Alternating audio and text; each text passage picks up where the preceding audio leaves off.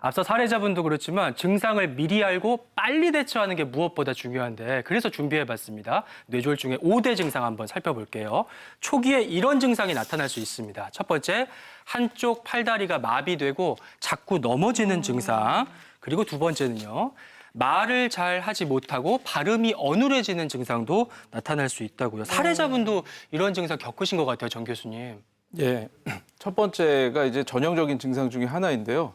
보통 편측의 마비 증상이나 손발 저림 증상은 전형적으로는 팔다리에 부분적으로 나타나는 것이 아니고 전체에서 증상이 발생하게 됩니다.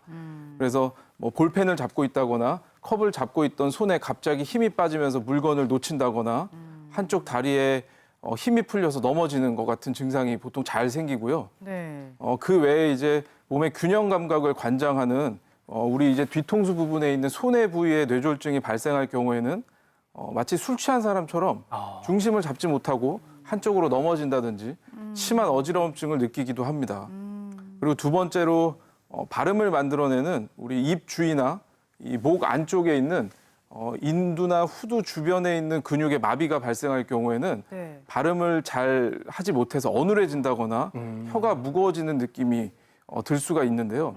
그리고 그 외에는 언어 기능을 관장하는 우리 대뇌의 우성반구, 그러니까 즉 대부분의 오른손잡이들 같은 경우는 왼쪽 뇌가 되겠는데 이 우성반구의 언어 기능을 관장하는 부위에 뇌졸중이 발생하게 될 경우에는 말을 아예 하지 못한다거나 표현은 유창하지만 남의 말의 뜻을 이해하지 못하는 등의 이러한 실어증 증상이 같이 발생할 수도 있습니다. 그렇구나. 아까 전에 영상 사례자분도 다리가 이렇게 돌아갔다 말씀하셨는데 팔다리가 내 몸 같지 않다 하시면 이제 팔다리 문제가 있을 수도 있지만 뇌졸중일 수도 있겠다. 이렇게 좀 생각해 보시면 도움이 될 것 같고요.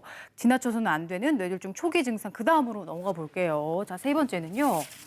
심한 두통, 어지럼증, 구토 증상이 있고요. 그리고 입술 한쪽이 돌아가고 침을 흘리기도 한다. 이런 증상은 왜 나타나는 거예요? 정 교수님이 잠깐 언급을 해주셨는데요. 좌측 뇌에 뇌 손상이 오게 되면 실어증이나 남의 말을 이해하지 못하고 말을 할 때 말이 어눌해지는 구음장애 등이 나타날 수 있습니다. 앞서 말씀드린 거기는 하지만 뇌졸중의 위험인자, 즉 9가지를 내가 너무나 많이 가지고 있다라고 생각을 하면 네.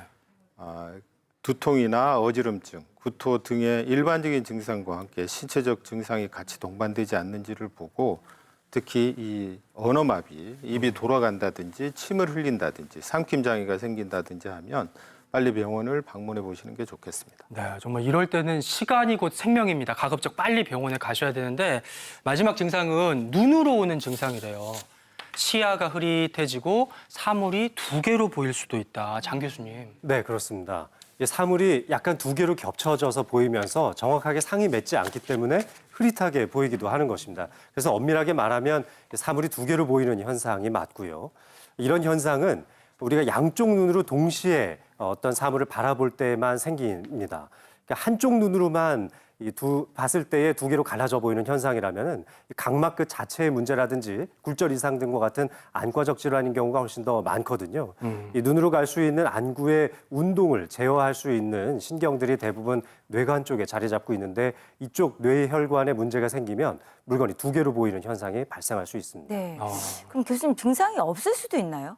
무증상성 뇌경색이라는 말도 사용하기도 하는데요. 오, 정말요? 네, 뭐 예를 들어서 갑자기 두통이 생겨서 병원에 가서 검진을 받고 또 촬영을 해봤는데 나도 모르는 사이에 지나갔던 뇌경색을 발견하기도 합니다. 여기 뇌출혈도 마찬가지고요. 너무 무섭네요. 이런 것들을 무증상성 뇌졸중이라고 부르기도 합니다.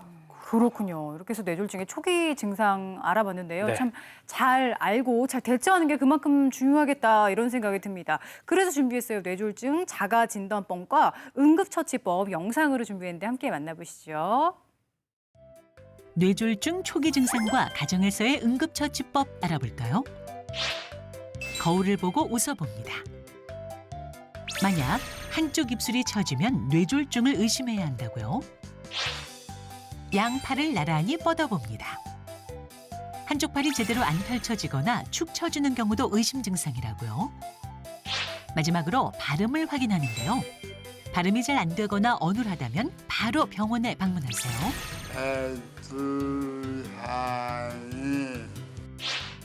똑바로 걷지 못하는 것도 지나치지 말아야 할 증상이니 절대 방치하지 마세요. 뇌졸중 발생 시 대처법. 먼저 환자를 흔드는 것은 절대 해서는 안 되는 행동. 환자 발견 즉시 119에 도움을 요청하는 일이 우선입니다. 가정에서 특별한 조치를 취하는 것보다 신속한 119 신고와 빠른 응급실 내원이 가장 중요합니다. 의식이 있는 환자에게 물이나 약 등 음식물을 섭취하게 하는 행동도 금물.